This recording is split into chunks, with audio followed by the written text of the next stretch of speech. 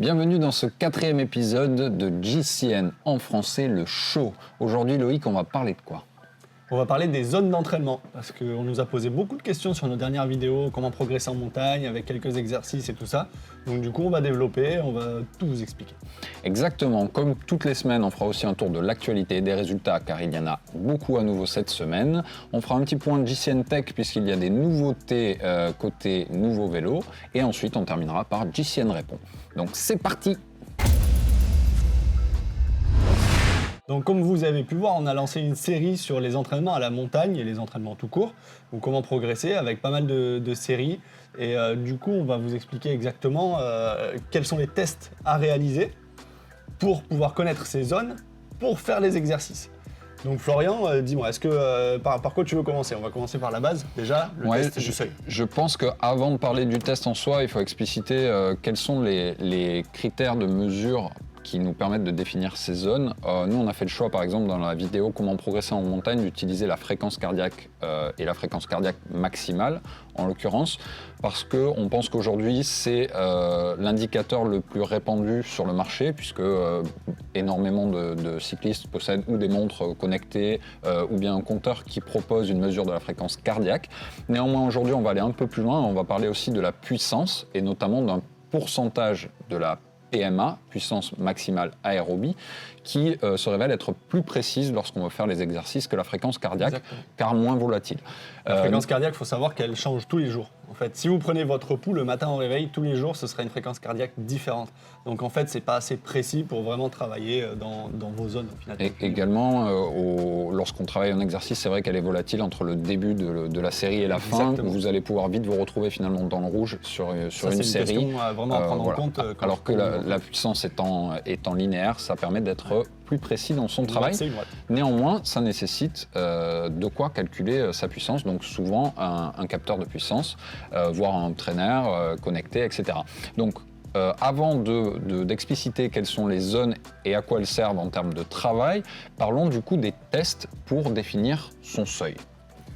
Tout simplement, un test de 20 minutes. Le test de 20 minutes, c'est le basique, c'est lui qui va tout définir dans toutes vos zones. Donc le mieux, c'est de le faire quand même dans un col. Donc il peut se faire sur 15, il peut se faire sur 25 minutes, mais le plus juste, ça reste sur 20 minutes. Le standard, c'est 20 minutes. C'est 20 minutes. Donc vous partez, pied du col, pas à fond, attention, parce que sinon, forcément, vous allez être dans une zone plus élevée, alors que là, il faut partir du principe que c'est un exercice sur lequel on définit votre puissance maximale sur 20 minutes. Donc si vous partez à fond, après vous vous effondrez, au final, c'est pas vrai. Il faut être capable de maintenir évidemment un rythme élevé, c'est le but, hein, c'est pas la balade, il faut vraiment taper dedans, mais pendant 20 minutes, sachant que ça va définir votre capacité, votre puissance, que vous êtes capable de maintenir sur 1 heure même. Donc il faut vous mettre en tête que, évidemment, c'est un rythme soutenu, mais mieux vaut partir un peu en dedans, parce que comme disait Loïc, vous allez voir, vous allez vite monter. Mais quoi qu'il arrive, il faut partir à une puissance, à un rythme où on pourrait en rajouter. On se dit, ouais, en fait, ça va, je suis facile. Mais c'est un rythme quand même soutenu. Mais au bout de 10-12 minutes, vous allez voir que vous allez être à fond au final. Et jusqu'à la fin, vous allez finir à bloc, mort complet. Donc si vous étiez parti à fond au début, au final, ça ne va pas du tout être viable comme test. Et donc ce test-là, pour ceux qui en ont l'habitude, on en parle de plus en plus aujourd'hui, c'est un terme qui est très utilisé, correspond aussi au test 20 minutes FTP, qui est un anglicisme et qui donc définira, vous prendrez la puissance moyenne développée pendant ces 20 minutes. En général, on retient 95% de cette puissance-là pour définir ce que vous êtes capable de développer sur 1 heure. Et ça, c'est une excellente base de travail, même si vous allez voir que faire des 20 minutes à votre seuil ou à votre niveau FTP, c'est pas ça qui va vous faire progresser, mais en tout cas, ça vous permettra d'avoir un excellent indicateur.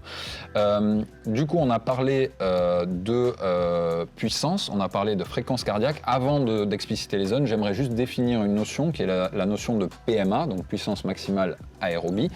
En réalité, celle-ci, c'est la puissance que vous êtes capable de développer sur un effort très intense qui vous amène à votre VO2 max, c'est-à-dire votre capacité en réalité à oxygéner vos muscles dans un effort très intense, au-delà de laquelle vous allez toxiner et du coup vous allez plus pouvoir aller de l'avant dans un effort encore plus violent. En général, c'est un effort qu'on peut maintenir de 1 à 3 minutes pour les personnes très entraînées. Donc là, on parle vraiment d'un niveau très élevé. Donc PMA, puissance maximale aérobie, c'est vraiment votre puissance maximale et la fréquence cardiaque max, là aussi, ce sera votre fréquence cardiaque maximale. Et donc, pour définir ces zones, on y vient, on utilisera souvent un pourcentage ou de votre fréquence cardiaque maximale ou de votre PMA. On rentre dans l'explicitation des zones, Loïc ? Oui. Allez, c'est parti. On y va. Donc on part de la zone 1, qui est la zone légère, c'est la balade, détente, à la zone 2 où on continue de discuter, on est toujours en balade, mais bon, on force un peu plus, histoire de. Et là, déjà, je pense que c'est bien de rappeler que les zones sont destinées à vous faire travailler. Donc en fait, les zones commencent relativement haut dans votre niveau cardiaque. Déjà, la zone 1, c'est certes une balade, mais c'est quand même, on considère que c'est inférieur à 50% de votre PMA et inférieur à 75% de votre PMA. Donc c'est un très gros range. C'est juste pour dire on est en dessous et là, on est tranquille. Déjà, zone 2, Loïc, tu disais, pardon, je t'ai... En fait, dans ces deux zones, c'est les deux zones de train quotidien quand vous allez vous entraîner. Un petit exemple tout simple, si vous roulez en groupe, vous avez l'habitude de rouler en groupe, quand vous êtes dans les roues, vous êtes toujours en zone 1, donc c'est la détente. Et quand vous roulez devant le groupe, là, à la limite, vous êtes en zone 2, sauf si vous êtes en train de vous tirer la bourre pour un panneau ou pour d'autres questions. Mais du coup, là, ce sera la zone 2, comme ça, vous maintenez un rythme assez conséquent, et derrière, ils ne sont pas en zone 0, quoi. Ensuite, on entre dans le vif du sujet, c'est là où c'est une des premières zones. Zone 1 et 2, c'est là où vous allez travailler.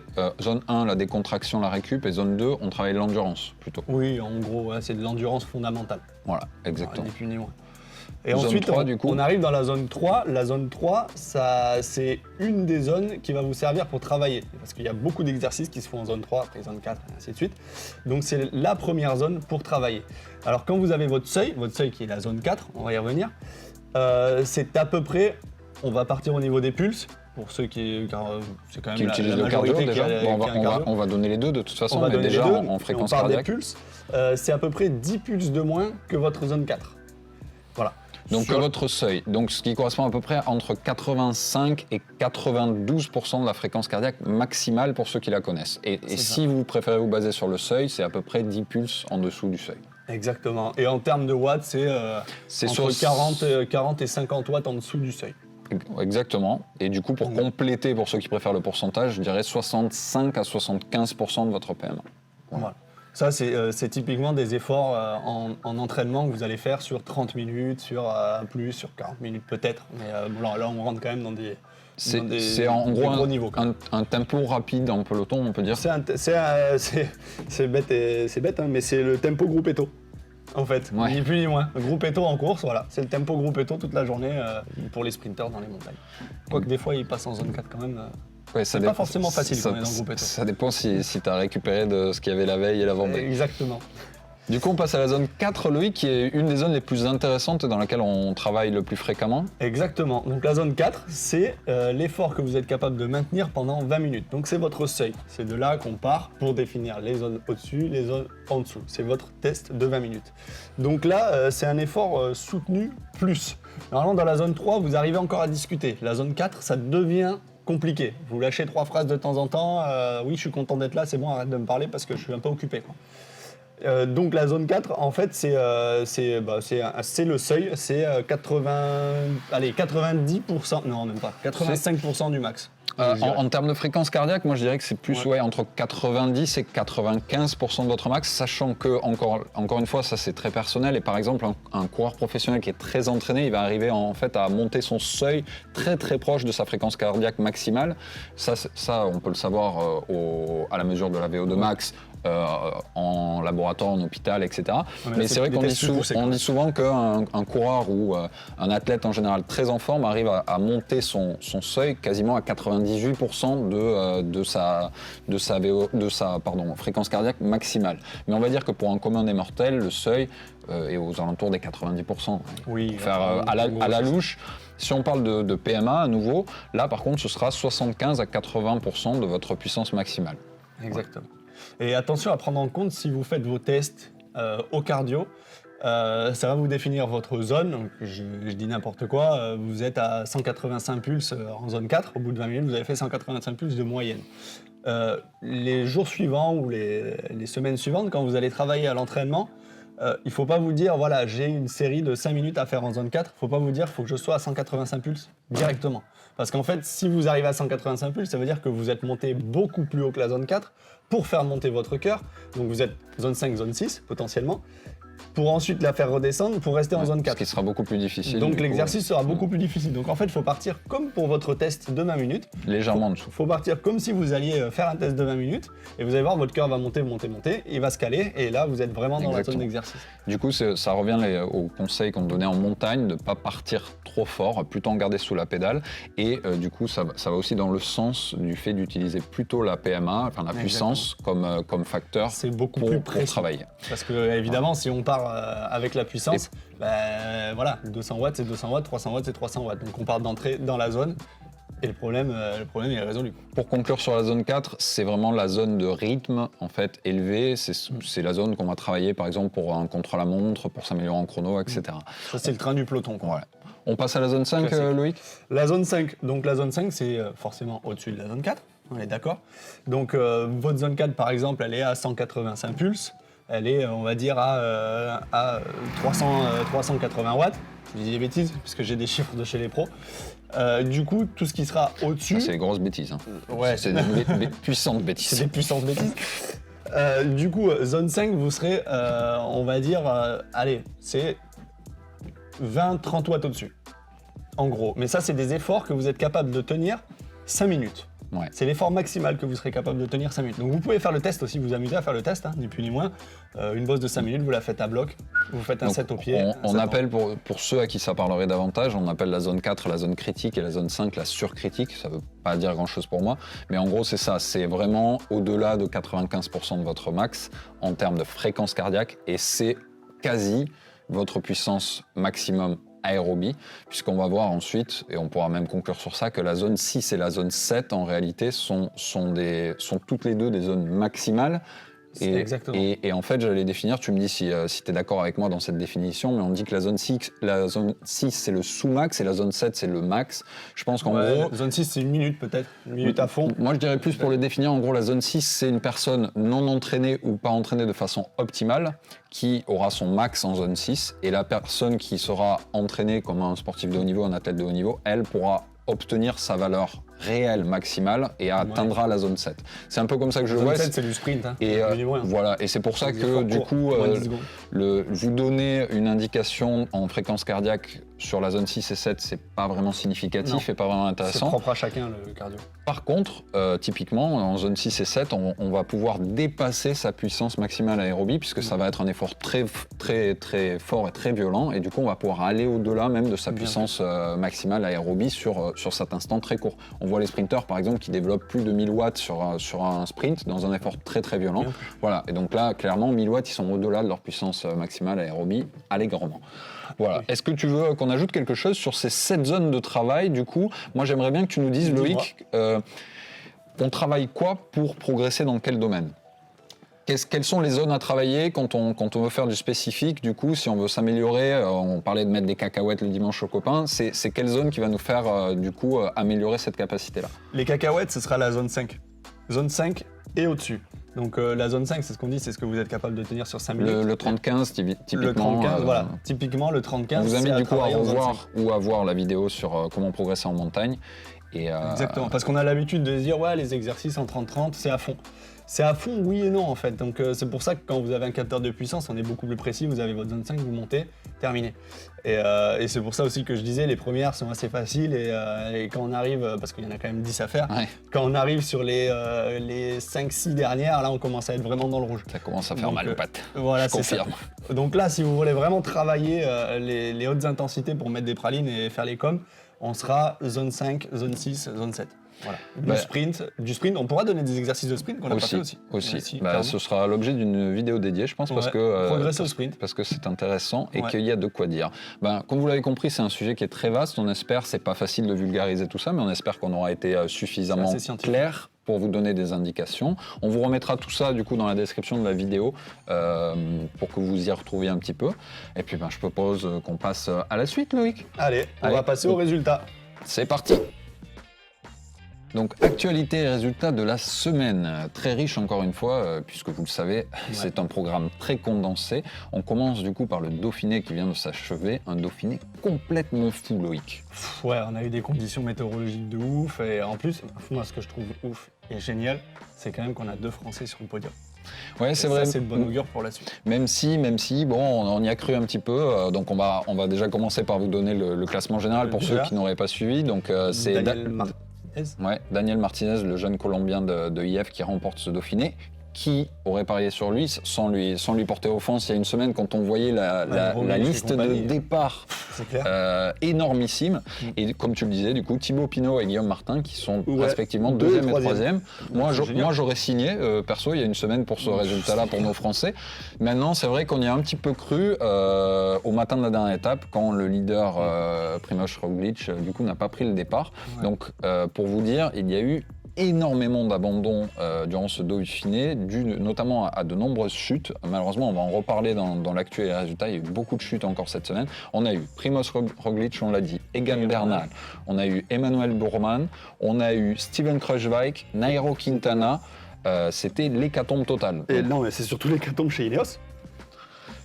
Chez Ineos, Ineos un peu compliqué. Hein. Hier, dernière étape, Geraint Thomas, la Christopher Froome, pas top non plus. C'est pas foufou. Alors, c'est pas de très bon augure pour le Tour. Après, on va pas commencer à spéculer, mais...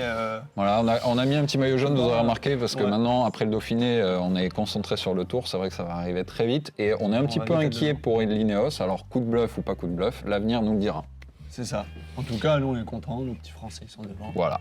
Continuez, les gars. Voilà, un peu déçu pour Thibaut, mais c'est vrai que bon, au final, 2 Français sur le podium. On va faire 2 au Dauphiné et gagner le Tour. Hein. On va pas faire la fine bouche. Ouais, dit comme ça me va. Voilà. Qu'est-ce qu'on peut dire de plus sur le Dauphiné? Peut-être les vainqueurs des 5 étapes, Loïc? Sur la première étape, c'est Van Aert qui a gagné en costaud en haut de la bosse, je ne sais même plus son nom. Mais dans la lignée de ses résultats des semaines précédentes. Mais stratosphérique, quoi. Il a lancé son sprint de loin. En plus, arrivé en bosse, on dit toujours qu'il faut lancer son sprint au dernier moment. Bah lui, non. Il s'est dit, de toute façon, on m'en fout, je vais tous les atomiser. La Jumbo-Visma, finalement, elle a quand même fait razzia sur les étapes, puisque c'est Primož Roglič qui a remporté la 2e. Et dimanche, la dernière a été remportée par Sepkus. Voilà. Et entre les deux, étape 3 et 4, Davide Formolo et Lennart Kamna, le jeune prometteur de la Bora-Hansgrohe. On passe au Lombardie. Allez, le Lombardie, avec la victoire de Jakob Fuglsang. Ouais, encore.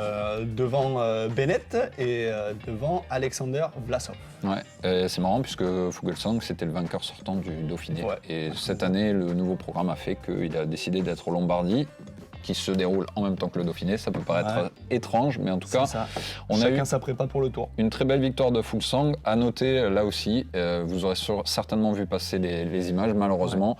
2 chutes graves et vraiment pas sympa à voir encore une fois. On a l'impression de dire un peu les mêmes choses toutes les semaines, mais là, c'est des circonstances à nouveau différentes. Donc, celle de Remco Evenepoel qui est passé par-dessus le parapet. Vraiment, on a eu très très peur. Donc, on ne vous remontrera pas les images, vous doutez par respect pour l'équipe, pour Remco et sa famille. Il est passé par-dessus le parapet, il a fait une chute de plusieurs mètres et entre guillemets, il s'en sort bien vu les circonstances. Fracture du bassin pour Remco. Côte. Ouais, côte, fracture du bassin. Et du coup, on lui souhaite évidemment un bon rétablissement. Et voilà, le phénomène belge. Ils ont un peu la presse, hein. Ouais, il y avait que ça pour l'arrêter, il était invaincu cette année. C'est ça, malheureusement, tu vois, on spéculait sur ça la dernière fois, ce sera lui le premier vaincu, c'est un peu dans un drame. Mais entre guillemets, il restera avec une statistique énorme en 2020, puisque a priori pour lui, c'est fin de saison.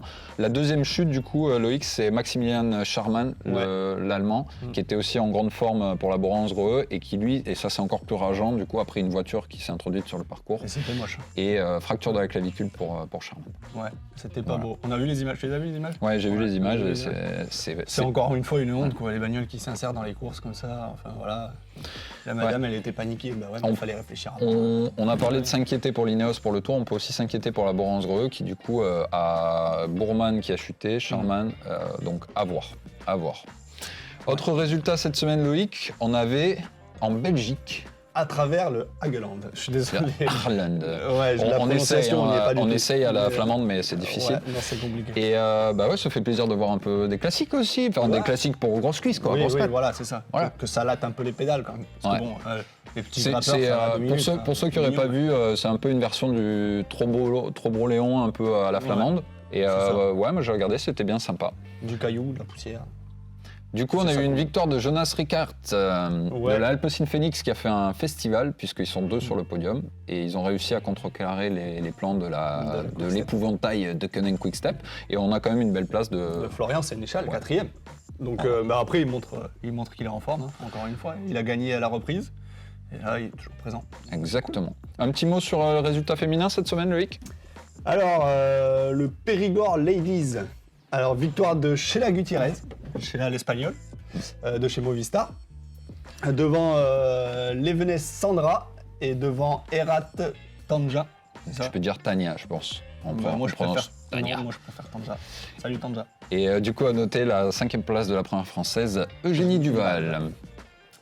Donc voilà pour le tour de l'actualité des résultats cette semaine. Je te propose, Loïc, qu'on passe de suite aux nouveautés dans le monde du vélo cette semaine avec le GCN Tech.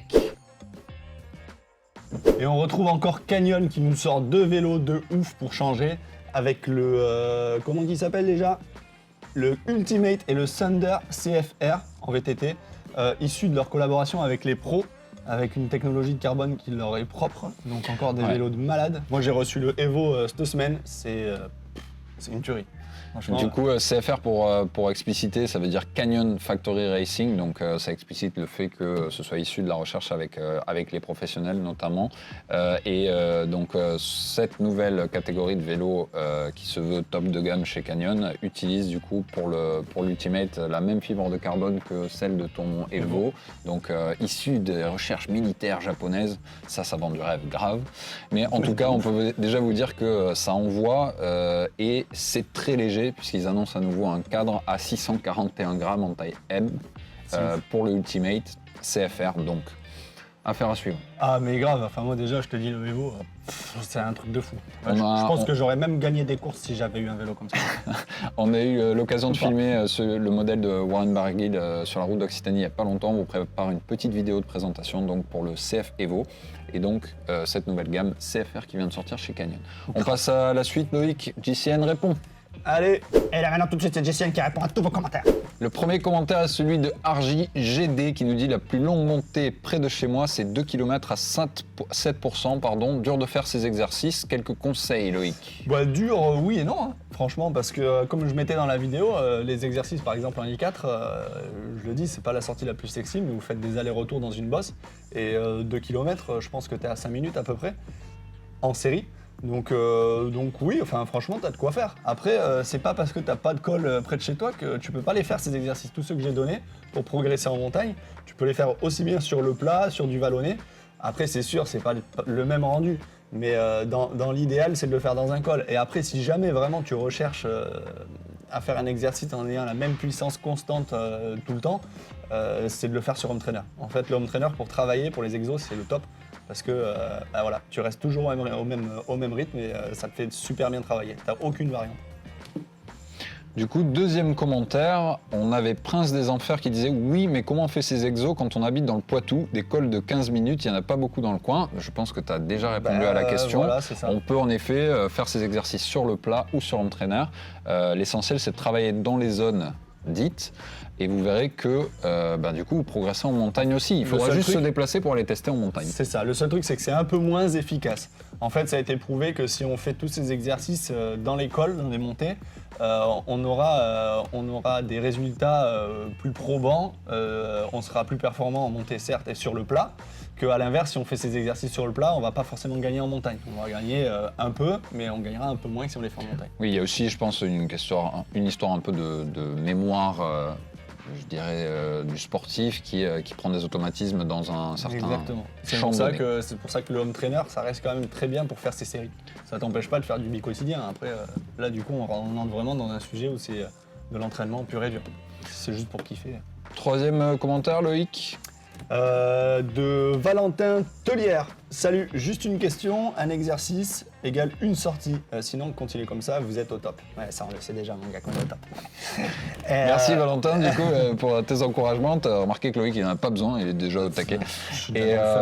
Et du coup, c'était une question, un exercice égale une sortie. Oui. Oui, clairement, on n'a pas précisé, mais c'est pas les 3 exercices sur une même sortie. Il faut vous aménager du coup déjà des semaines dédiées au rythme et à ce genre d'exercice, des semaines de récupération et des semaines d'endurance sur un cycle complet d'entraînement. Des blocs de travail. Et on pourra du coup expliciter ça aussi dans le futur, mais ça demande un petit peu de temps. Mais en gros, des blocs de travail, quand tu es dans une phase de bloc de rythme du coup et tu travailles sur ces exercices-là, un exercice, une sortie. Voilà, donc ton exercice I4, tu le fais dans une sortie, mais derrière tu vas pas enchaîner avec du I5 ou du 30-15 ou du machin. Voilà. Va pas nous les embrouiller à nouveau en disant I4, I5. C'est les zones. Zone 4, zone 5. On a parlé de zone depuis le début, Tu on prends reste ton à zone. petit curseur, tu remontes tout en haut et tu écoutes les explications. Allez, 4e commentaire Loïc de Marc LD qui dit Pays Basque. Oui, mais je voudrais bien aussi savoir quelle montée. Allô, JCN en français. Non mais allô quoi. Ouais, mais allô, mais mec, t'es ouf ou quoi? T'as cru que j'allais te donner tous les spots ou quoi? C'est mort. J'ai dit ce spot, je ne le donnerai pas.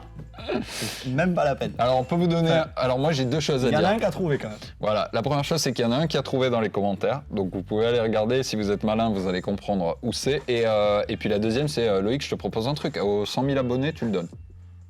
Ouais, je le donnerai à peu près. Je peux pas donner. Il est dur en égo. Hein, ah ouais, non. Et après, ouais.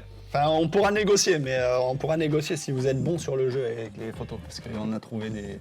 Ah ouais, là on a du gros lot. poisson. Bah, avant de passer à ça, pour conclure, d'ailleurs, j'aimerais juste qu'on prenne le dernier commentaire. C'est Philippe Gendron qui nous dit « J'aime beaucoup le côté pince sans rire. Merci pour ça, Philippe. » Et il dit « Vous utilisez quoi comme bike stand ?» Donc ça, c'était référence à la vidéo du lavage.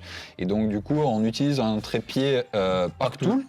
Voilà, et c'est vrai qu'un trépied, c'est bien, tout le matos derrière. C'est bien pratique à la fois pour laver ou réviser son vélo ou faire un petit peu d'entretien. Donc voilà, n'hésite pas, c'est de la bonne cam, on n'a rien à redire dessus. On passe à la conclusion, Loïc. On va parler un petit peu du jeu Inspiration Cyclisme, du coup. Vous avez été nombreux à jouer, à poster vos photos, c'est génial, merci. Enfin, on a trouvé des trucs, des pépites, et on en a trouvé surtout un. Alors c'est Ganouche du 64, Ganouche du 6-4, big up mon gars. Là je pense que t'as planté le game, mais je vais te surpasser. Voilà, bon tout ça Loïc, c'est du favoritisme hein, parce qu'il a mis une petite dédicace à Loïc en montant du coup son col tout nu, on peut le dire. Ça. Et voilà, ça fait référence à Loïc qui s'était mis tout nu pour les 10 000 abonnés. Et on rappelle du coup que le jeu est toujours en cours, il faut aller sur l'application de JCN pour mobile, vous téléchargez votre plus belle photo dans la catégorie Inspiration Cyclisme, donc une photo de votre vélo ou de votre sortie, et à la fin du mois, on sélectionnera la meilleure et on vous offrira un t-shirt JCN en français. On rappelle aussi que le Race Pass est plus que jamais d'actualité, donc toujours dans l'application de JCN pour mobile, vous pouvez vous abonner puisque c'est très bientôt le Tour de France et c'est le seul endroit où vous pourrez le regarder sans publicité. On se dit à quand, Loïc? Mardi prochain. Alors c'est parti, on se dit à mardi prochain. Merci de nous avoir écoutés jusque-là, du coup. Parce qu'il en a dit des conneries encore. Tellement pas. Je t'ai dit, le journalisme, je suis dans le game. T'as vu, c'est cool, hein, on commence à avoir pas mal de monde qui suit et des commentaires plutôt sympas. Ouais, franchement, ouais. Mais bon, l'autre là, regarde. Dédicace aux 3 cycles de leur mort qui m'ont tombé dessus. Le Eric. Le David, du 75, là. Mais la tétine de ses morts, j'y suce. Mais les gars, dans les ariétages, je vous prends tous. De toute façon, en 2020, on va tous crever avec le coronavirus. Laissez avec de vos morts, moi je me casse. Moi, je vais les... Moi, il est où le problème?